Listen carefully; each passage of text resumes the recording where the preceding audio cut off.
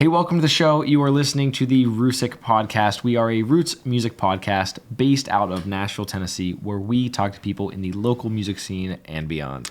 Today we have Mark Thornton, country music veteran and one of the best guitar players here in Nashville. He owns his own studio, Sidekick Sound. Check it out.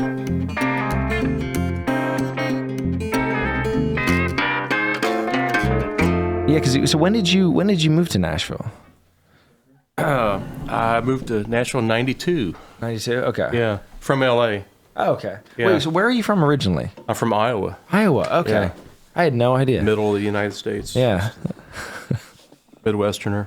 So what got you, before getting out here, what got you out to L.A.? In high school, or junior high and high school, I was in a band. Okay. It was a rock band that I went out there with from high school. Mm-hmm. And was out there for about 5 years. Mm-hmm. Finally came to Nashville in 92. What, first of all, I can't even imagine what the difference between LA now versus then. But what was the catalyst for making the change from there to Nashville once you decided to? Nashville's just too big of a city, but I liked. Yeah. I mean, L.A. was too big of a city, Yeah. but I liked L.A. It's a fun. No, it is. It's a fun. Like anytime I'm out there, Brian and I kind of joke around and poke fun at it. But anytime I am out there, I do have a fun time. Like it is a nice city. I think a lot of it is just the people is the big thing, and like it's just I'm not a city guy in general, I've never liked it there. Yeah. Every time I'm leaving LA, I'm always like, thank you. Thank God. All right, fine. Maybe I'm trying to be a little too nice. The weather's perfect. It is. I think the weather's great, yeah. but I think it's like. Definitely the traffic is a big one. Like you spend like 90% of your day sitting in traffic. It's ridiculous. Yeah. Let's move the weather to Nashville, and exactly. This would be the perfect exactly. city. Really. In the last handful of years that we've been here, I mean, like I said, I grew up all over the place. I never lived in Tennessee though, so this was a new state for me. I really do enjoy Nashville immensely, but I really think I've fallen in love with Tennessee. I mean, that's what's keeping me here. I think it's beautiful here. Really beautiful it's state. a beautiful state, yeah, especially driving around the country and stuff. Like, yeah, it really. Oh, and if I was trying to get up on when you're talking to Mike, try and do like a fistful away. We kind of we're so bad with telling people. Yeah. we had Timbo in here like a while ago, and like Timbo. He's a wild card. I'm like, Brian and I are looking. He's like, Jesus, we're gonna be having. You got to keep Timbo on the paper. Stay on the paper, Timbo. Exactly. But no, it is. I really do think it is Tennessee that's kept me here at this point. Just as much as Nashville has, as great as Nashville is, it is a really, really beautiful state, and the people here are really great. That was my big thing with California it was the people more so than the environment itself. Because I think as a state, it's stunning. So I grew up all over, primarily in the South as a kid, though. Like I was born in North Carolina, South Carolina, Virginia, Maryland, all over the place. And I think it's a sort of East Coast, Southern, just forwardness. Like I think people all over the country are generally really kind and forward and want to talk to you. And California is a little different. At least the part of California that I lived in is, as much as I love going back to visit, it is a very different. Yeah, it's a different thing. Venice Beach is the first place I landed. Very nice. I guess I was 18 or something like that. Mm-hmm. That's very. We drew straws. This is in high school. We had to leave Iowa and go somewhere for our music. It was either L.A., New York, Nashville. The exact Chicago. same three that we chose from. And ended up being Los Angeles. Nice. That's pretty much us, except we just chose Nashville first. Yeah. Okay. Well, because we thought like very, very similar situation. We thought about L.A., we thought about New York, and then we came out here for a trip just to check it out. Neither of us had ever been to Nashville before. Came out here for maybe a handful of days. And really enjoyed it, and we said, yeah, let's do Nashville, and kind of haven't looked back since then. It's been a wild ride, and I feel like so much of life. I'm an idiot, but I feel like so much of life just kind of happens. You don't even really plan for it in a way, and we just met so many nice people, and just kind of worked itself out somehow. But it's the best city. I love this town. I'll stay here and I'll die here. Yeah. Mm-hmm. How long you been here? Like what? You said whatever it is, 92. Okay. What year are we in? Yeah. to 2025. I'm still not used to saying the year. It takes me like the first 4 months of the year to actually remember what year. Nashville's seen like a obviously massive change in recent years. How do you feel about all that? Overall positive or negative, or mainly positive. That's good. Yeah. I mean, there's both sides of the coin, I guess, but it's a different town everywhere. Every time I go somewhere, it's a new thing. Yeah. Yeah. I've never seen this before. I don't have to go anywhere. Yeah, it's nice. It just changes around you. It just changes around you. What? So when you were starting off, first of all, when did you first get into music? When did that bug get in there? Because I feel like that happens at different points for people, but it's usually gets under your skin pretty young. Yeah, I had older brothers. I'm the youngest. Okay. And I had older brothers. A couple of them played, and one of them really played, and he's the one who got me started and taught me. Oh, okay. Yeah, my brother Steve. Very nice. He's the oldest. He actually he never quite really did anything with it, but he went to San Antonio. San Antonio, and went to jazz school. Oh wow, okay. And came back, and I learned. Was he a guitar player? Guitar player. Okay. I learned everything I could from him. He, I remember him bringing home a book called Nashville Guitar by Arlen Roth. Okay. I think it's out of print now. But there's a chapter in there on how to play fingerstyle, like Merle Travis style. I don't have the book anymore. It's basically like Merle Travis style. Very cool. How to play nine-pan hammer, I'm a Pilgrim. And that's the first thing I learned. And that he learned how to play that, and I thought that was the greatest thing I've ever heard. You know, guitar is just, it's such a beautiful accompanying instrument. I think I'm always in awe of what people can do with a guitar, because from a design standpoint, it's such a beautiful supporting instrument, but it's so wonderful with playing melody and with being able to support a melody and harmony at the same time if you know what you're doing. It's one of the such a beautiful most versatile instruments. It really for is. sure. It really you can is. comp. You can play solos. You can play. You can play a rhythm on it. You can do everything you need to in a band. It is. It's the Swiss Army knife of instruments. Like a keyboard, like a piano is. Exactly. Nothing against. I mean, you can do that with a steel and a fiddle, but guitar you can really comp and play. You know, and there's something it ain't like you lay out and you wait for your turn to play. You know, and I just think there's also something kind of romantic and beautiful about it being it's something you can carry with you. Whereas a piano, I do most of my writing on piano. I'm not really a trained piano player, but I do a lot of writing on piano. But there's something really wonderful about the portability of a guitar. The fact that anywhere I go, I can take this thing with me. Yeah. Whereas a piano, you're kind of handcuffed to it a little bit. Yeah. But what they do in the 1800s, I guess they. Yeah, exactly. Took a piano in the covered wagon. Yeah, exactly. Right. I always think about that. I think, like, can you imagine how exciting that would have been for any town the first time you had a piano set up? That's a big deal to have a piano in town. That's got to be a big day for everyone. At the local honky tonk. Yeah, that's probably where that started. Yeah, I think little things like that. Just because I'm fascinated really by the history of music and how those things transpire. I always think little things like that have to be just. That was an exciting day for someone. So at that point, what was the music that was calling you? So how old were you when you went out to LA initially?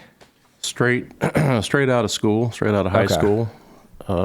We all graduated, and I had to work a few months. My brothers had a grocery store, so I worked for them to earn enough money to take the trip to LA. Yeah. You know, so. I was 18. Okay. How many? Did you know anyone out there, or was it just I'm going out to play music? Nobody. Oh, that's except the band. You know. Yeah. Two of them went first. Okay. And then I followed suit, and they got a job working at on the beach, Venice Beach, working at a frozen yogurt shop. So all four of us in the band ended up getting a job working at the frozen yogurt shop on Venice Beach. That's great. Yeah, those are the things in life that I'm always impressed by, frankly, when people take the risk to do things like that. Even as a young person who doesn't know any better. I mean, God knows when I was that age, I was doing equally stupid things. But like I think that's such a beautiful thing when people take those risks and decide that no, this is what I want to do with my life, because music is such a strange pursuit to give your life to. Yeah. It just happens organically. You know? I never went to college or anything. It's just learned from playing in bands. When you got out there, what was the music scene like in LA at that time? This is the late '80s. Mm-hmm. So whatever was going on then, Dwight Yoakam, I think, was so big. Okay. The place I didn't know about until later. The place was called the Palomino Club. Okay. And that's where I basically met the bulk of the musicians from the scene. Gotcha. There, and I finally found my people. I think it was Monday nights. They had the talent night.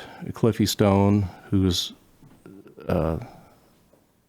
he produced like Merle Travis and Tennessee Ernie Ford. Okay. But he was the MC of the talent Very night nice. at the Palomino Club on, I think it was Mondays. And that was cool. So I met people there. And then every Tuesday was the barn dance, Ronnie Mac's barn dance. And, you know, you'd have people like Dale Watson, Jeffrey Steele, Rosie Flores. There was a whole scene there, you know. It's kind of like the scene on Tuesdays here. Mm-hmm. Yeah, comparable kind of thing. Yeah, way before that happened. That's amazing. I think it was a Tuesday night, yeah. That's funny. Palomino Club. Who, at that point in your life, when you are, 18, 19, 20 years old, you're out in LA, what's the music that you're listening to every day? What's the music that has you enthralled? I loved classic country, you know, and there was a radio station that was the coolest radio station out there. I ended up getting affiliated with KCSN Northridge. Okay. And there were 24-hour traditional country music for like a few years. So I ended up getting a radio show of my own on there in the middle of the night. That's cool. That's amazing, yeah. Was there a big scene for that sort of classic country stuff at that time in LA? kind of like here right now. It's just a circle of people that. Mm-hmm. Yeah, that's one of the things that I'm always kind of reminding myself is the traditional country scene here isn't as big as I think it is in my head, you know? Because it's what I'm just sort of exposed to here and what I tend to spend a lot of my time with. So yeah, I'm constantly, I think I'm inflating it in my head as to how big it is, but it is quite insulated. It is quite small, really, in the grand scheme of things, at least. Yeah. You know, most people come to town, they don't know anything about country music, and they want to go to Tootsie's or something like that, you know, and they see a steel guitar for the first time. So they ask, what is that instrument? What is it? You know? So it makes you realize that you're just. Yeah. But there's something beautiful about that too, I think. I do think there is something really wonderful about being the stewards of a particular kind of music, whatever it is.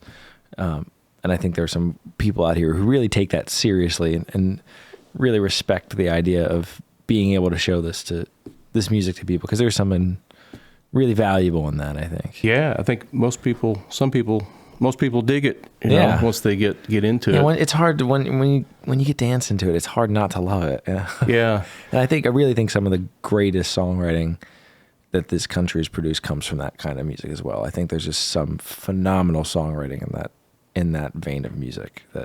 And the group, the Cowpokes, you know, the Cowpokes. Yeah, of course. Yeah, I think they've done a great deal of service to traditional country music, to young people who don't know anything about it. You know, I assume. Yeah, absolutely. They see the dancing. Yeah. And they start to pick up on what this is. And the presentation of it as well with them is done so well. Yeah. I love that it. Sorry. They're all good-looking guys, you know, and they dress. They dress the part real well, you know. I need to learn from that. But, same. You and me both. But I do think there's really something great about them in particular, because it's not for them. They're kind of all over the place with what they're playing in the best way possible, where I never feel as though they've kind of pigeonholed themselves into, okay, we're only going to play this specific subset of country music.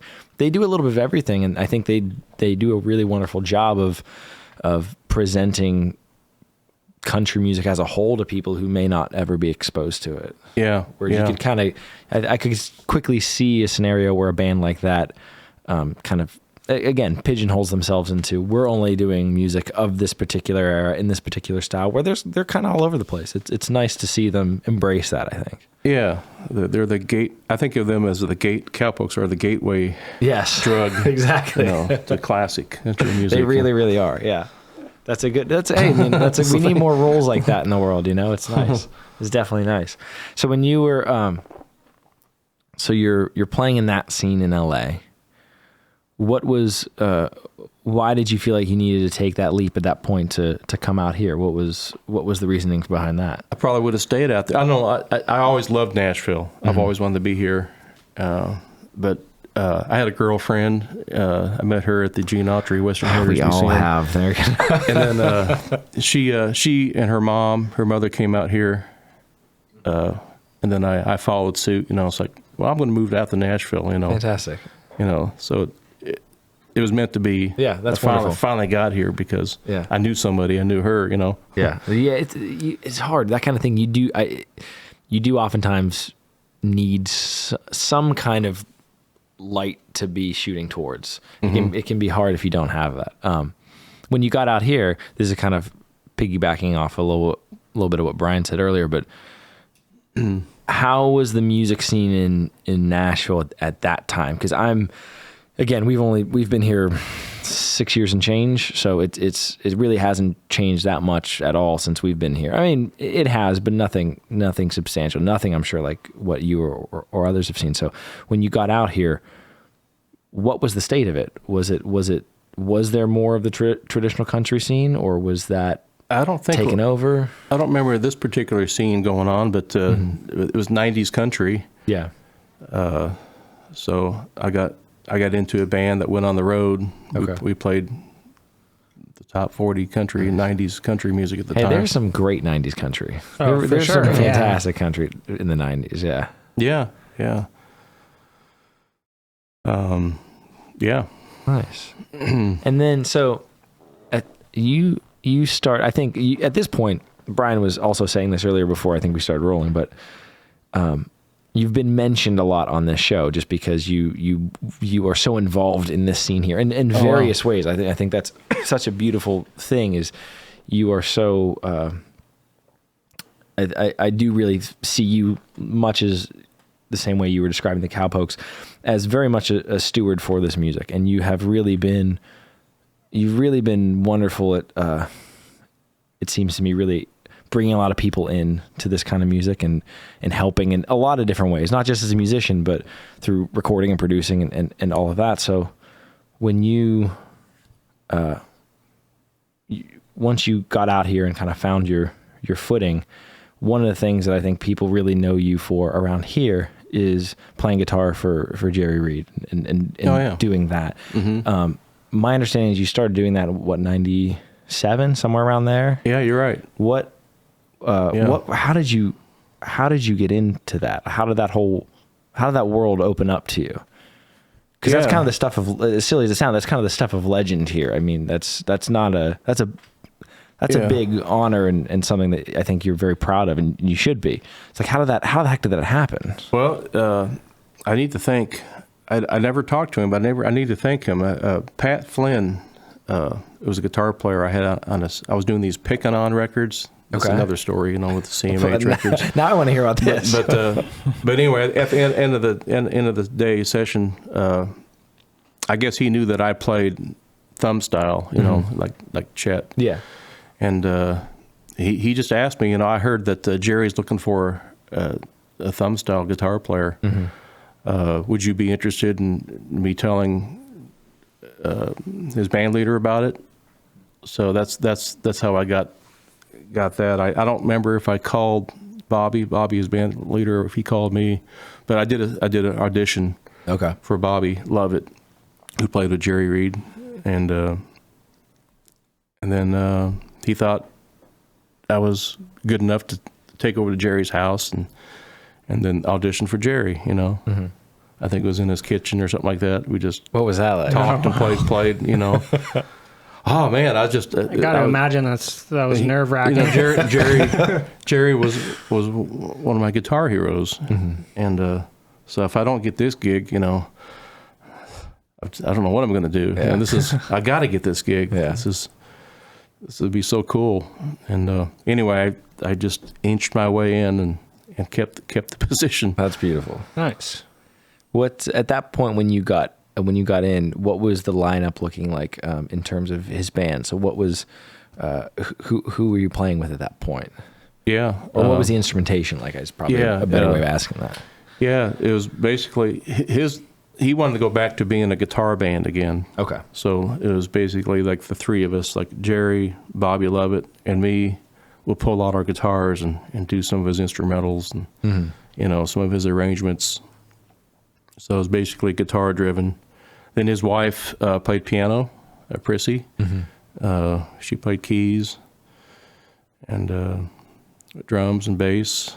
Bart Pike on bass at that time.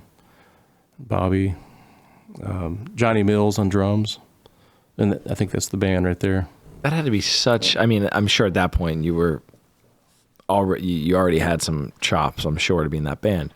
But that had to be such a wonderful learning experience to be exposed to all of that music and to be able to, I mean, to even just have him be able to show you that song that you played earlier. And to be able to sit down and like show you that arrangement, like here's what I'm doing. That had to be unbelievable. Like what was that like for you to have that be your day job, for lack of it?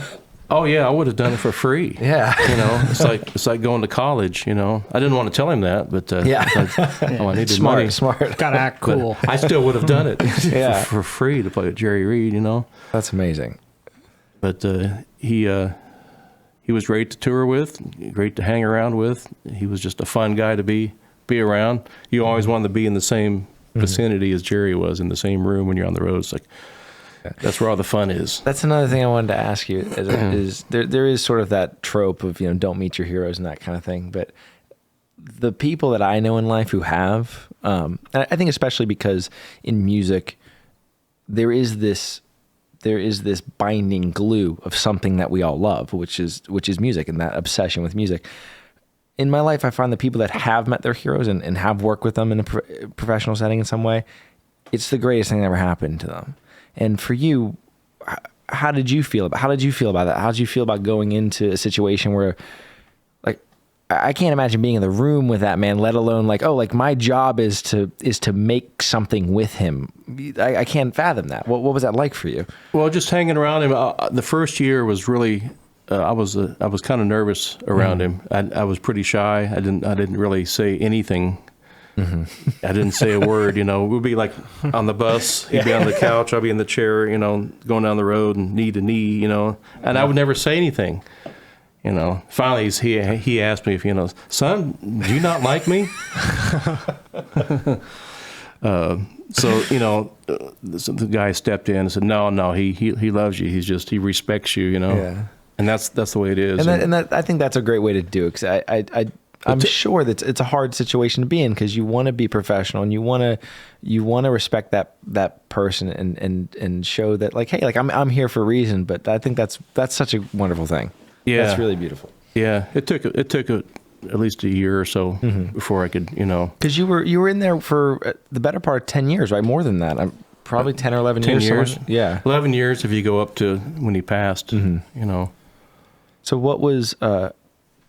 How did your relationship to him and the music change over that period of time? Do you feel like you were, by the end of it, obviously you knew him far better than when you first got in that gig, obviously.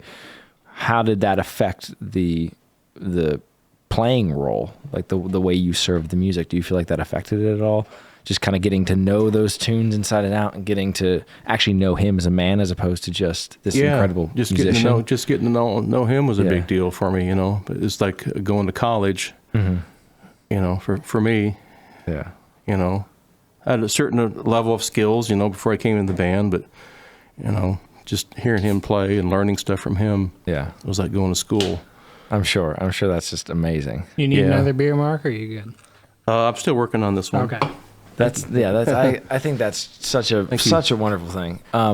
So another thing that I kind of wanted to add, I feel like I'm kind of leaping around a little bit right now, but another thing I wanted to ask you, because I just think is of what you are, putting into the Nashville music scene right now. A big part of your contribution right now is the studio. When did all of that start to come to fruition? Like, when did that actually start to happen? When did you decide I want to make a studio?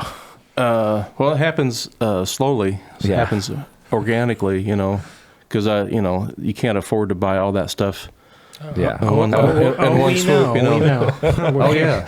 We're currently in the process of that at the moment, and it's not cheap. No, it's not. But when I was in LA, I had a contact with a record label, David Harley from CMH Records. Okay.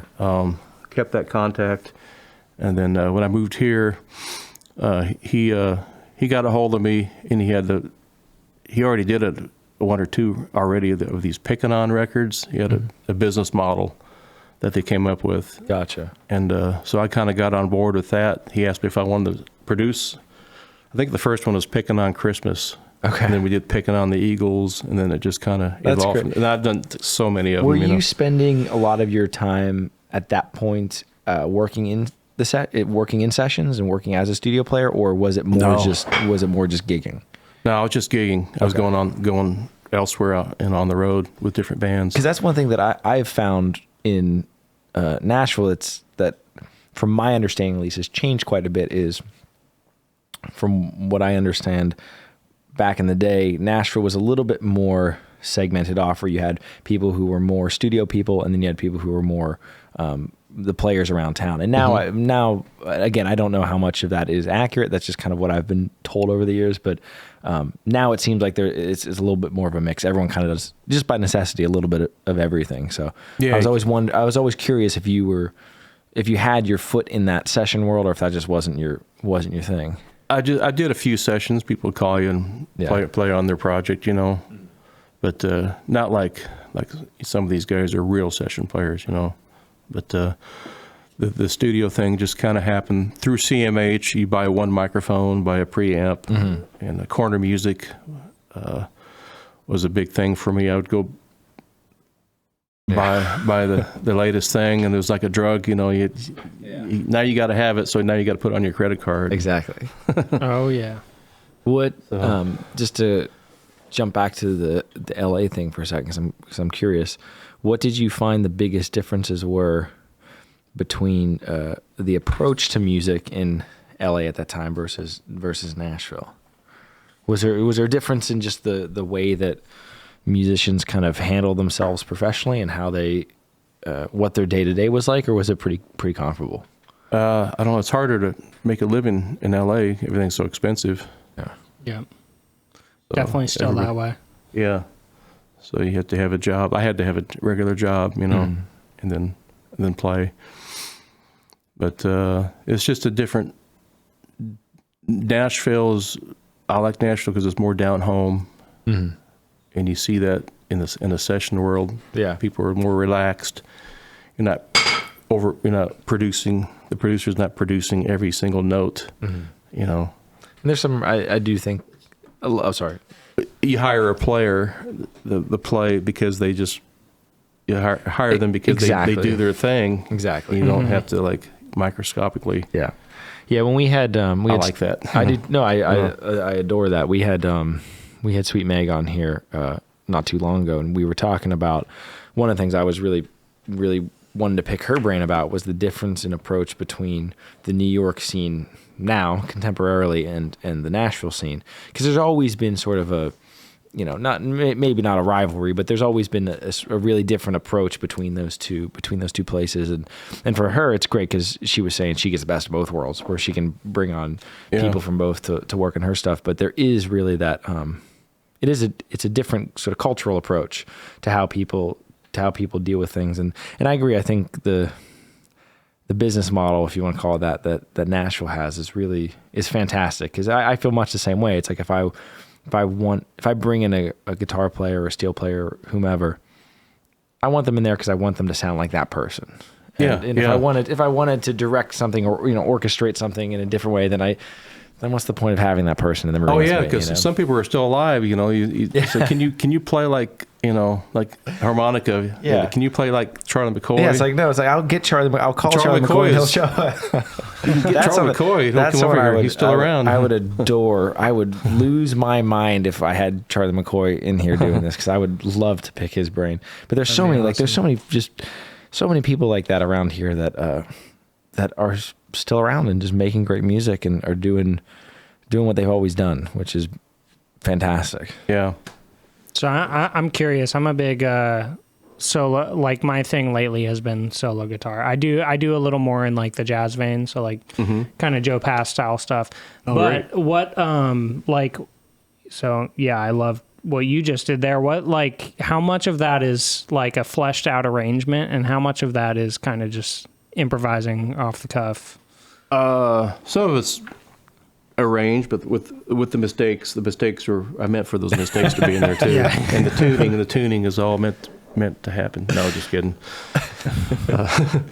Like King of the Road. If we end up using that, that's arranged. I arranged that a long time ago. Yeah, and I've got other stuff like that. Nice. But, that was good for me to be able to try to pull that off. It sounded great. I loved it on both the electric and the gut string you did for it. So it sounded really, really great on both ways. But yeah, I think guitar is such a difficult instrument to play solo on unaccompanied. I think it just wasn't really meant for that, which is why I love trying to do it so much. It's like the challenge of it is. Yeah, a lot of it does feel like putting a square peg in a round hole when you do that. But when you do, it's the best feeling. Totally. I love that. You think about like a piano player, like they got two hands to do two separate things. Like as a guitar player, you got to coordinate doing everything. Like you got two hands, but they're kind of doing one thing, and you have to do both things on each hand. You know what I mean? It's again, it comes back to just the functionality of the instrument is so different, and you get the same note like 3 times, or 4 times, Yeah. E, you have to. There's different ways of playing the same thing, And that's why when people can be so. And I absolutely lump you into this basket. When people can be so fluid with the instrument as to internalize it in a way in which they can improvise and speak it as they do it. Like someone like Julian Lage, who when he's playing, yes, there's an arrangement there, but he can, much like yourself, bring something else out of it in the moment. I think it's just a magical thing when people can do that with guitar, because like you're saying, Brian, it is a very different instrument in that way than other things. It's hard to play solo guitar. It really is. I don't have my hands on it enough to be able to pull off. Well, you fooled us. Well, I could have done a lot better job, but you have to be sitting there with your hands on it for like hours, and totally. And I fail in that department. What is your practice routine like? Because I know Brian and I talk about this ad nauseum, but there are moments in life, the phases in life, if you will, where it kind of ebbs and flows. I mean, as a kid, when I first started getting obsessed with guitar, I mean, it was an unhealthy amount of time every day that I had that fucking thing in my hands. And there's different points in life, I think, where for everyone, you spend more time with it for necessities, for purposes of necessity or otherwise. What's your relationship with it at this point in life? Yeah, I don't spend the many hours like I did when I was a kid. Mm-hmm. I think the bulk of what I know is from then. But I've learned a few things since then. But when you don't have a job and you're going through school, junior high, it's a lot easier to find the time. Yeah. Yeah, and you say, Mom, I'd like to. I feel sick today. I need to stay home. Nice. Yeah. And I want to, so I end up practicing, because I haven't learned this lick yet. So. I did a lot of that. Yeah. Yeah. It's playing hooky from school. Oh, sorry. This way. Okay. Throughout the years, when you did practice, what would you say was like the bulk of what you did? Like just, listening to records and trying to pick out stuff off that, or were you very theory oriented? Did you like learn a lot of scales and stuff like that, or like A little bit later on, yeah. Oh, okay. I would learn tunes, Mm-hmm. and learn licks off the records. Okay. You have to kind of earn it, by listening to it with the needle, Now you go to YouTube and learn anything. So incredible. obviously It's incredible. I think about that all the time because I have I have a record collection. I love listening to vinyl, but when I'm, trying to learn my licks from my favorite players or whatever, I have YouTube and I can skip back 5 seconds by like a click of a button. I can't even imagine like, when all there was vinyl and you have to keep moving the needle back and. Oh yeah. You really had to earn it. Yeah. But YouTube is great for anything. It even has an option to slow it down half speed, and it makes it so much easier. One of the things that always blew my, because a lot of what I did as a kid was CDs and stuff like that. But when I was in college, I studied with Paul Rochelle. He was a phenomenal blues guitar player. Him and his wife, Annie Raines, who's a great harmonica player. I would take lessons with him, and he would show me all these really just amazing blues tunes. And his right hand is just unbelievable. And Paul's, I'm trying to think how old Paul is now, but he's getting up there and still incredible musician. But he would talk about trying to learn some of these tunes when, it's not just listening on a record on a vinyl where you got to pull the needle back, but you're listening through all of this static, just the worst record. I mean, the recordings I adore, but just the worst quality recordings you can imagine, trying to get this one moment of what the hell is happening right now. I can't hear it. Yeah. And I used to think like that, the fact that that's how you learn these songs, no wonder you're so goddamn good at it. Because it's good ear training too. It's phenomenal ear training. And just to think like, how did you get this, whatever tune it might be, how did you figure that part out? I was like, no, I just had to listen to it 500 times and I couldn't hear it over the static. And finally I figured it out. I was like, I'm never going to forget this. Yeah. It's like, I think that's such a skill set, and that doesn't come from nowhere. That comes from just sitting with something for a very, very long time. You're desperate. You're exactly. desperate. Yeah. That's definitely not the easy route to take. Another thing I wanted to ask you about too was the show truck that you've got. That's right. Where did that all come from? Well, yeah. How did that all start? Yeah, just a concept. I've got a bunch of ideas. The hard part is actually pursuing it and doing it. And that's a hard one to do because it's physically, you got to. Yeah, that's an investment. Yeah, it's a 1937 old farm truck. It takes a lot, burns a lot. You have to burn a lot of calories to drive it. Yeah, and take the rails off. And what was the starting point for that? Like, how did that thought enter your head that you wanted to try that? There was a cool scene in this movie. Jerry Lee Lewis was in High School Confidential. Yeah. He's got a piano up on top. With his band, and they're traveling, or they're going down the street, or by the high school. Yeah. He's playing the piano. I thought that was the coolest thing, and I think they use those old trucks, for stages, for parking lot shows. You'd see Elvis, Jerry Lee Lewis, Carl Perkins. Kind of a thing of the 50s. I thought it'd be fun to bring that back. That's such a great idea. I love it. A mobile stage. You pull up and you got a stage, and you can position it wherever you want. And it's great for that kind of music too. It's it's just a great presentation of. That's one thing that we've talked about a lot with quite a few people who've come in here. Is, it's one thing to be obsessed with music and to just have that love for it and to dedicate your life to the pursuit of just trying to improve at that.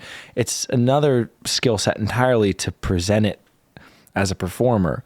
And there's a lot of ways to do that, obviously, but whether it's something like the show truck or just the working up the chops of being on stage, and because we've all seen people on stage who, may not be the most wizard-like in their technical abilities, but are just unbelievable performers, and that is a skill set in and of itself. And so anything like that in terms of framing and how you can present music, I'm always really interested in, because there's so many ways to do it, and I think the show truck is just such a cool component of that. It's just a great way to present that kind of music for people. Yeah, I'm glad you see it that way. Yeah, it's fun. Yeah, it's vintage.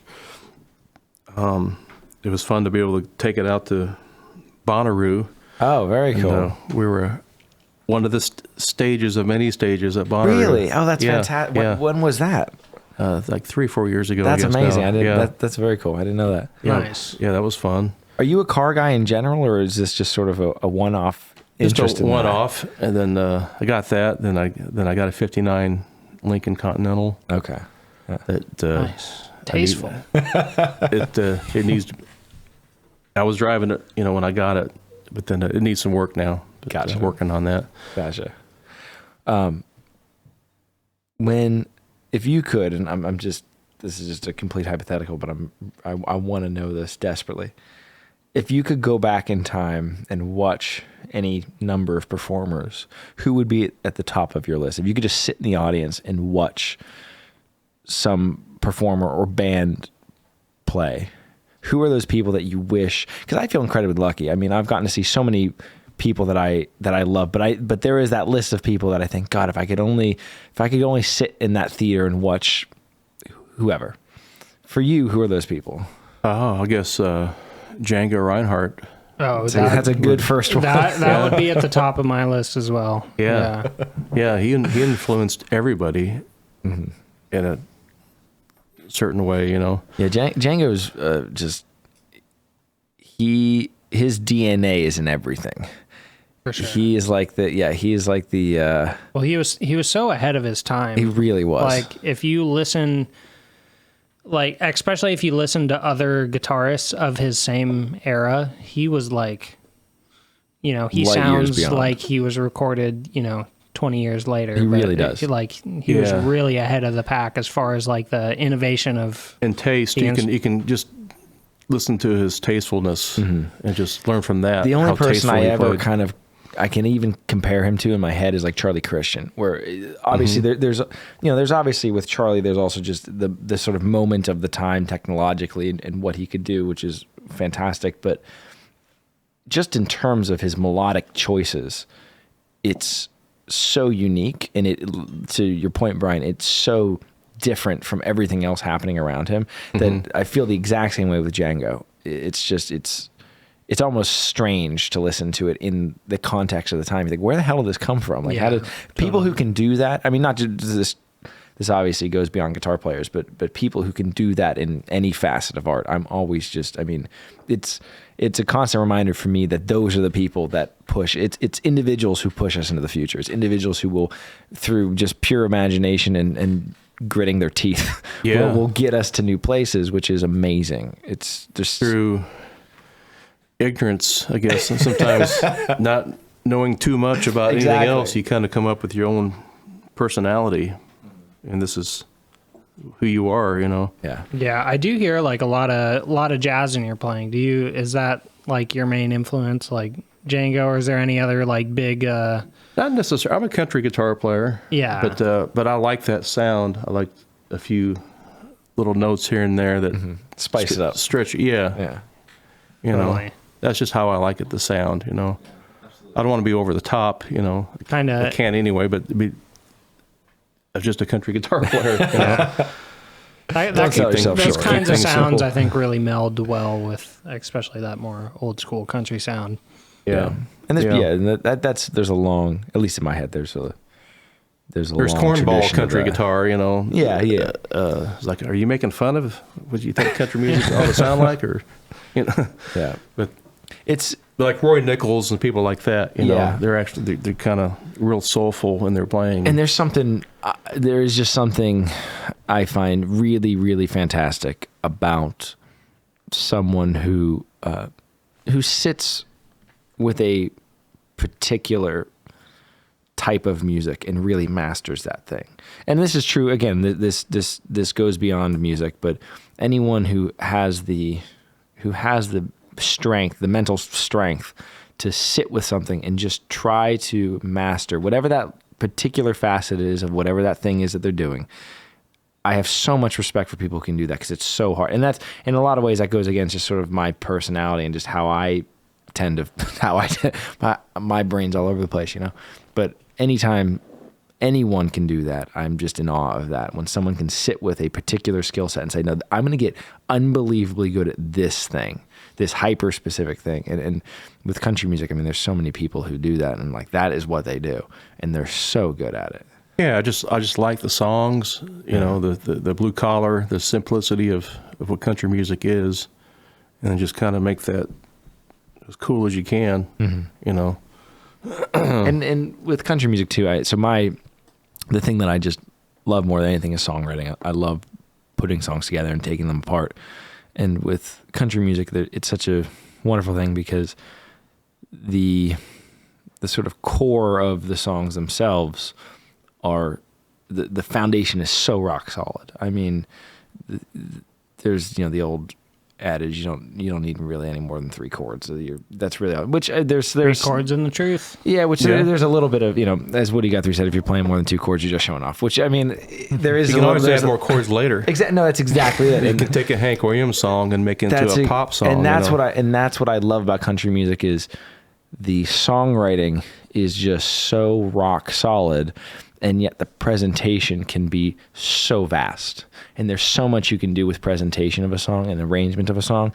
But when you strip it all back, the core of that song is just so, it's like indestructible. And there's something really, I mean, I think Hank Williams is one of the best songwriters America's ever produced. And those songs, yes, they can be, when you hear them in the context of a band, they can be far more sophisticated, and they can be really musically interesting. But if you strip them down to what they are at their core, most of them are 3 chords with a phenomenal melody.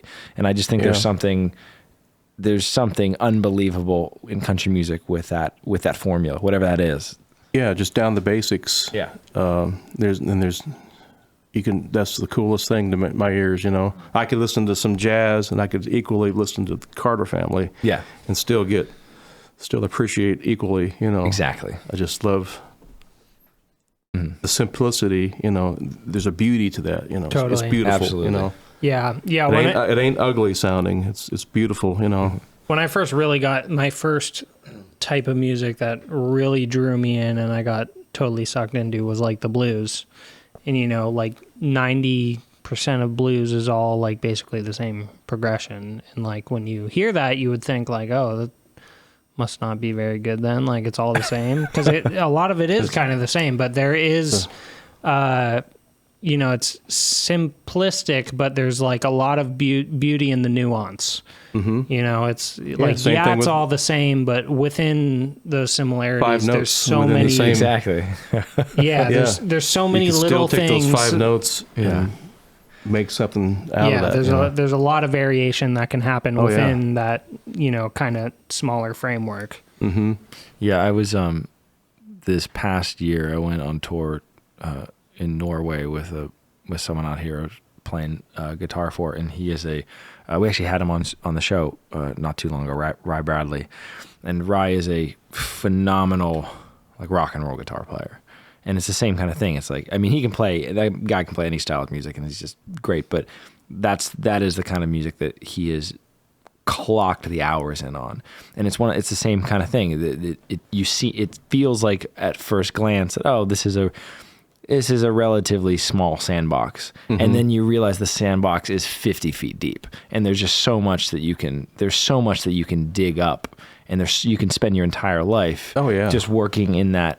You can spend your entire life working in that sandbox and never get bored. And I mean, I can't tell you how much I've learned from that guy and continue to learn from that guy, because it's just, there is something incredible about just sitting with a particular style of music and just digging and digging and digging. It's not all just about technical. It's about putting a feel into it, putting yourself into those notes. Yeah, I think country's kind of the same way, where it is a small sandbox, but it's a very deep sandbox. That's a good analogy for sure. And it's So at this point in time, what is the music happening here that really excites you? Whether it's in this traditional country scene here or just outside of it, what's the music that's happening around Nashville or beyond that just gets you excited for music? Just the classic country stuff, like we talked about, and I'm kind of excited to finally maybe get going with music for the first time of my own, and get some things out there. Because you put out in the last couple of years, you put out a couple singles. You have a ton of other stuff floating around, obviously, but so you've had, you've been doing the studio work for a long time now, and that's really been, again, that's a huge contribution that you make to the scene here. Has it gotten under your skin? Like, I want to make some stuff and put it out there under my name. Is that kind of where you're at with it right now? Yeah, I'm eking something. I'm just getting some things out there, Yeah. And this year I'm going to get some more things out there, some instrumentals and, Nice. and some new vocal tunes. At least my understanding is the stuff that you've really put out under your name has been, my voice crack there. The stuff that you've put out under your name at this point has been original material. Is the intent to do more songwriting, or is it to do more arranging of other people's songs? What's kind of what's getting your goat right now? Yeah, just doing the original tunes. Nice. And not just original tunes. There's so many tunes that I want to do. You mentioned Hank, Ira Louvin. Okay. The Louvin brothers, and but we'll get some original tunes out there. Nice. I think that's beautiful. Yeah. Where the weight is, if you can do your own thing, Yeah, that's I think as long as you're in the present, and as long as you're following whatever that thing is that you want to do, there's so many ways you can go. Whether it's covering other people or putting your own stuff out. As long as it's what you want to do, I think people can smell that. You know what I mean? People can smell if people. I'd like to do some tribute records. Like when Jerry is still alive, I approached him. It's like I'd like to do a picking on Jerry Reed. And he thought that'd be a great idea. You got to do that, and I still haven't done it. Yeah. I love those solo guitar tunes. So you should put some thanks. of those out. Yeah, thanks. I'd love to hear that. Yeah. Thank you. Brian and I would eat that. We would guy. eat that up Cool. as you put that out there. When you're arranging solo for solo guitar, I find there are so many different approaches people take with that kind of thing. This might be a little bit of inside baseball, but when you are arranging for solo guitar, what is your approach? Is it melody first and then stacking harmony? Is it how do you approach that? Because everyone does this differently, and I'm always intrigued by how everyone's brain tries to figure this puzzle out. I guess there's no rules to it, You come up with the melody, you come up with chords. You got a composition that could be just for solo guitar, then you got an instrumental that could be with a band, I got some instrumentals that I would need a band to do it, Yeah. I tend to go melody is obviously at the top, and then bass, and fill in the middle from there. That makes sense. I usually find, because I feel like, the bass kind of keeps it, at least when you're playing solo, you need something kind of grounding it in a groove, you know what I mean? So I will usually learn a tune, just melody and bass, and then I feel like everything in the middle is kind of like the ornamental kind of stuff, and I kind of fill it in from there. I tend to we're just going in a circle now. I tend to do a similar thing. I'll do melody first. Usually, I don't do a whole lot of solo arranging. It's few and far between. But when I do, it's usually traditional songs, and like that one I was playing earlier. And I'll tend to do melody first.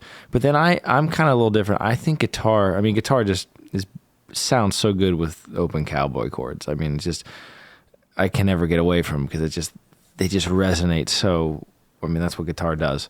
And so I always find it's then finding the right marriage of that and when do I want to move up the neck? What inversions sound best with the melody? And I kind of almost do more chordal pairing with it than than bass. But You got all the things like counterpoint. yeah, you know, exactly. and harmonies and Yeah, the weaving in and out of the melody, you know, Yeah, that makes it interesting. You could just make a song out of 2 notes exactly. and build something around that, you know, Totally, yeah. or just come up with a song title, Yeah. and then try to come up with something that goes with the title, you know. Is that a technique you've done before, or like? Yeah, I've got a song. I got to put it down eventually. It's all like it never really goes away from a half step. The melody is just a half really? step away, you know, from the next note. You know, I would love to hear that. Putting That sounds chords amazing. along that to make it work, you know. Yeah.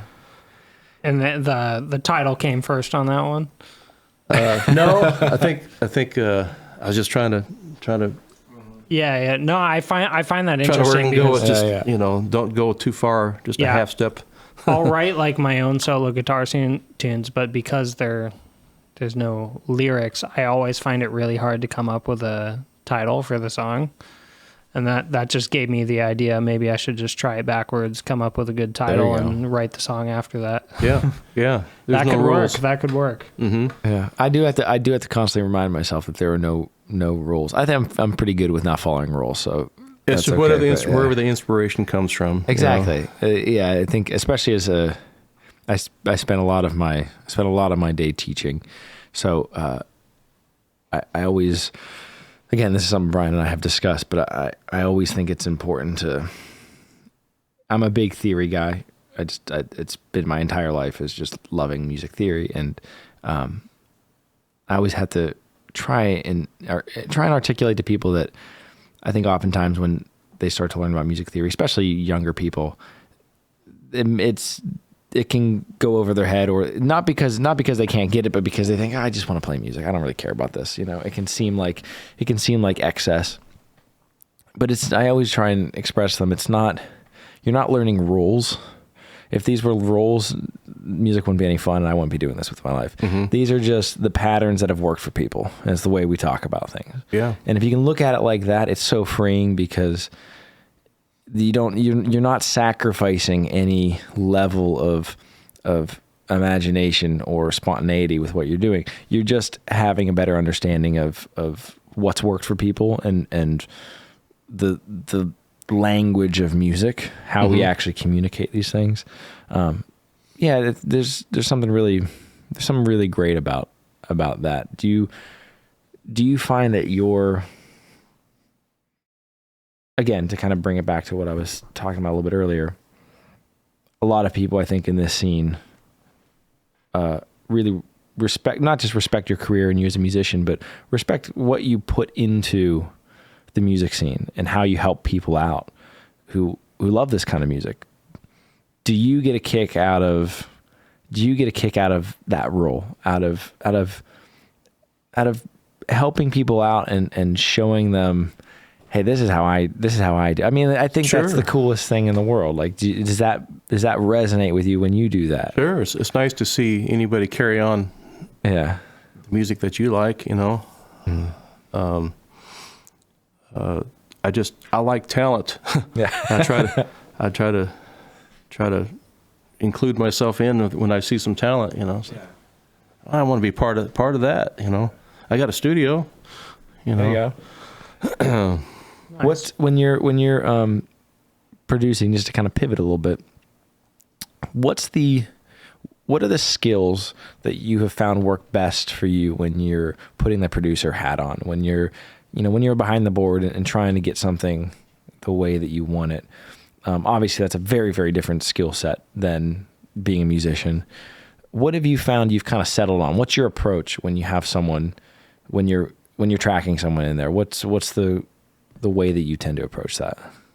I guess it's very delicate because you're dealing with somebody's personality and their ego, and and it's like, what do I know? You know, but I can tell you what I'm thinking. You know, you know, you just sing. If do you want to sing like you talk? You know, do you want to sing a certain try to sound like that, you know, and try to sound like, instead of trying to like sound like something that's not you coming out of your mouth. Like, Yeah. you're talking to me in this voice, and then you Singing this voice, like, that's fine, but is that the picture you're trying to paint, you know, or Yeah. you'd rather just be, you know, true to your voice, Yeah.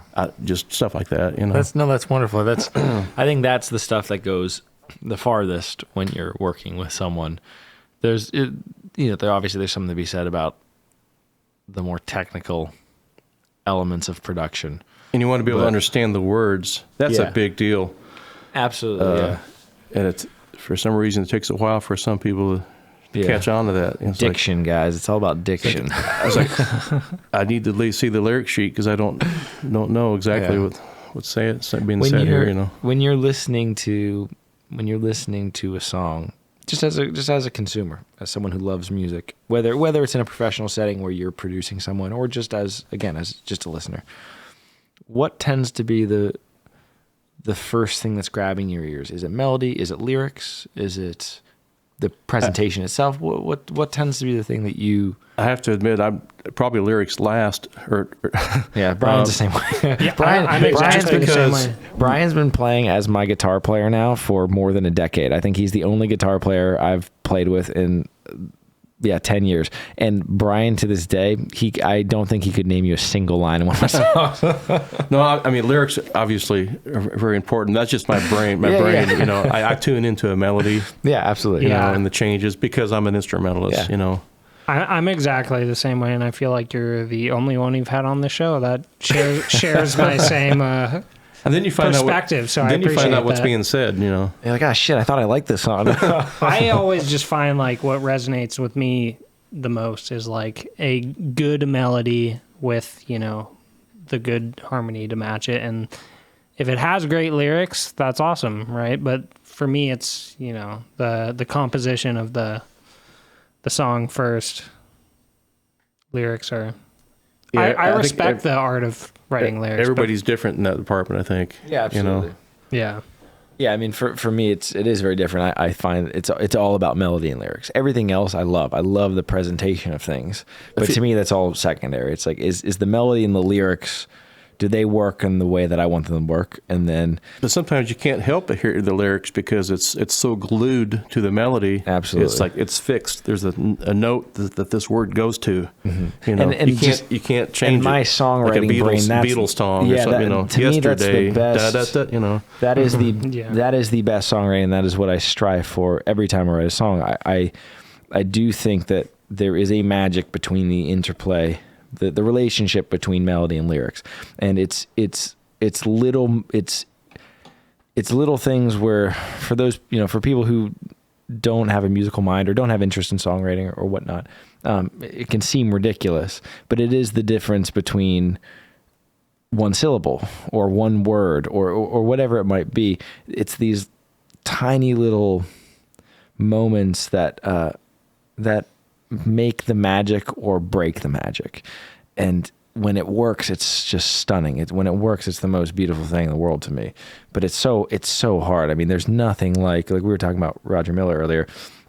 I think Roger Miller is just You're right. a phenomenal songwriter. And he's one of those people like you cannot change a word. It's just not gonna work, or it's not gonna resonate in the same way that it does, because that checklist is there. It goes with melody too. Exactly. And there's some songwriters who can do that. You can't really have a song without the note. Yeah. Without the notes, you know. Exactly. You just have a poem, you know. Exactly. But it's that marriage, it's that relationship between the two when people can sometimes do that. You got a melody amazing. that's just kind of throwaway. Mm-hmm. You know, that's one kind of melody. Then you got a melody that actually it works with those words and those syllables, you know. It is really. I think also working the English language is fascinating because we have so many ways of saying the same thing.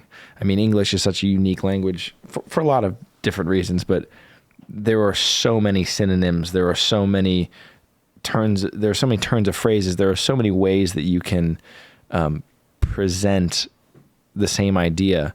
And it's those little idiosyncratic choices that can sometimes make music, and can also make it work or not work with a melody, and that I just think is, and then the production, and then you're painting a picture of the mood, yeah, you know, with the weaving of the chords.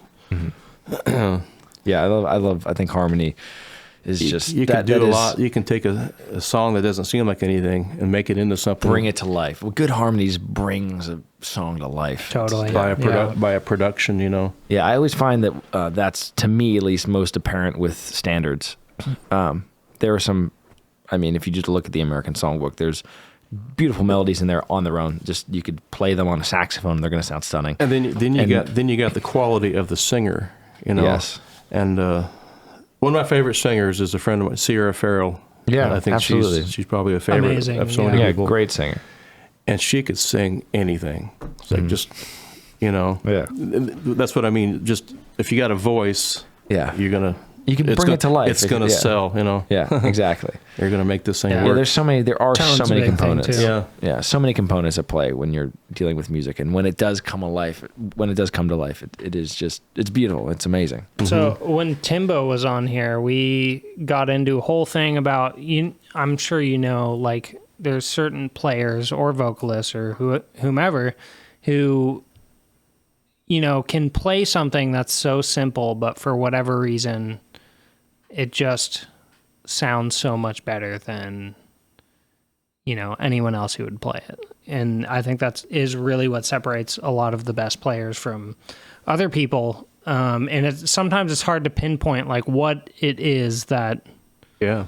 like what if you had to put it in your words, like what would you say is that kind of thing that, you know, someone can just play something so simple and for whatever reason it's so much better than other players. You hear it, you don't know what it is. It's a feel. Yeah. You know, you hear that feel inflection going between the notes. It's like it makes you cry, you know. It's like I don't know what you know.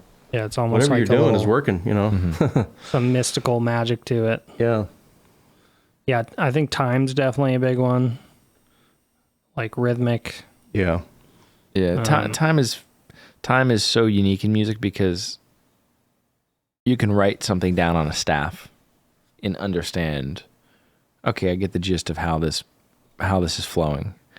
It's another thing when you do exactly that, when you bring it to life and you put real time into it, where I think you can teach that. It's really, really hard to teach that. It's so hard to teach that. And when people are good at that, it is just, it's not how much you play, it's the, you know, yes, like exactly. they say, the silence between the notes. Exactly. You know, there's something definitely to that. yeah. It's like, yeah, I think, a good example of that would be, I think B.B. King would probably be a really good example of that. I think, honestly, all the Kings. Freddie, maybe more than anyone.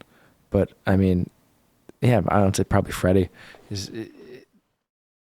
Just the way that you can phrase something on paper may not be anything blowing your mind, but when it's that person communicating it in that way, You could sing it exactly. different every time. yeah.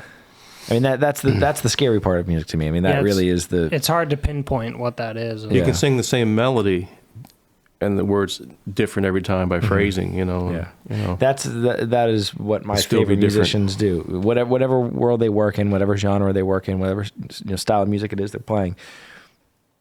That is the through line that I found in music is that creative impulse to. It's not going to sound the same way twice, and that's beautiful, and that's the way it's supposed to be. And again, that's dependent on the kind of music you're playing, and that's different for different people. But I just when people can do that, to me, that's the skill set that I'm in awe of. When people can make that fresh.